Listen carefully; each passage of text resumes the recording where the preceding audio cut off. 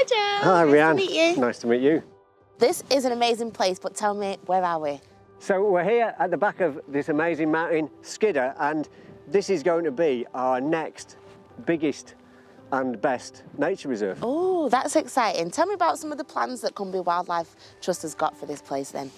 Well, one of the things that's missing from a lot of the upland landscape in the Lake District is woodland and a high-level woodland. And really, there should be so much more at altitude. So what we're going to try and do is we're going to try and create woodland across some of the less rich areas at the back of Skiddaw. What is it about this place? Why Skiddaw? Is it not already a good place for nature and wildlife? It is. It's already a brilliant place for nature and wildlife.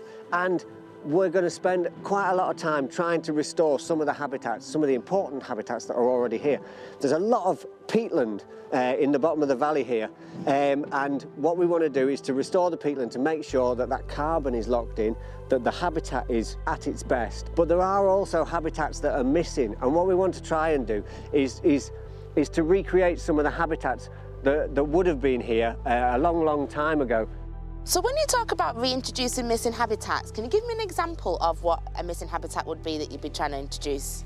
What we're going to try and do is to recreate that temperate Atlantic rainforest that should be in areas like this. In Cumbria, we really don't have woods above about 400 metres. What we'd really like to do is to try to recreate the transition from woodland and up into that montane scrub, which is also kind of missing from all our uplands.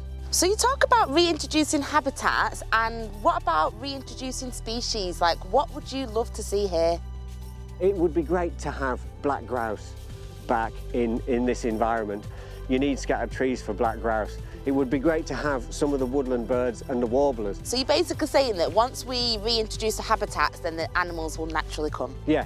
The recreating certain habitats, restoring other habitats that are here, then the wildlife will come, as long as it's roundabout. But like with the black grouse, that might be one that we have to reintroduce because there aren't any populations nearby. But there are species that ought to be here. I don't know if you could put maybe like a time scale on it, but when you talk about you reintroducing a habitat, and kind of like, when would you want to see animals reintroduced here or certain species? So it's going to take a long time. This is a 100-year vision, and it's going to be well beyond my time at the Trust. This is an important place for walkers and people because the Cumbria Way goes right through here, doesn't it? It does, yeah. So what does that mean in terms of access? Is that anything going to change? Absolutely not, no. I mean, hopefully we'll encourage more people to come, especially as the place hopefully starts to thrive with wildlife. We plan to put no new fences. The whole place is accessible. It's open access. And the tree planting isn't going to cause any problems with access either. And can you just explain what open access means for people that aren't too sure? When Right to Roam was brought in by previous government, then all of the fell land is open and you can go where you want, really. I mean, most people stick to the paths and the easy routes. Some of this is quite challenging to get through. But that open access is still going to be there once we own the land. Okay, so it's still going to be open for the public to explore as they wish? Absolutely, yeah. So this is a really important place for people to access, but what kind of support do you need to make this happen? So we're not going to be able to do this without bringing the local communities along with us. We want to work with local people, we want to work with local farmers, with local commoners, and get lots of people involved, both in the restoration, the planting of the trees, but also we're going to try and grow a lot of the trees ourselves. Hopefully, we're going to try and source all our seed for growing these trees from local provenance sources within the North Lakes. Okay, so it's really going to be like a community effort then? Yeah, absolutely, absolutely. Brilliant. This is obviously a fantastic project, but I'm sure there's loads of people that really want to know, how do you buy a mountain? How? It's really difficult.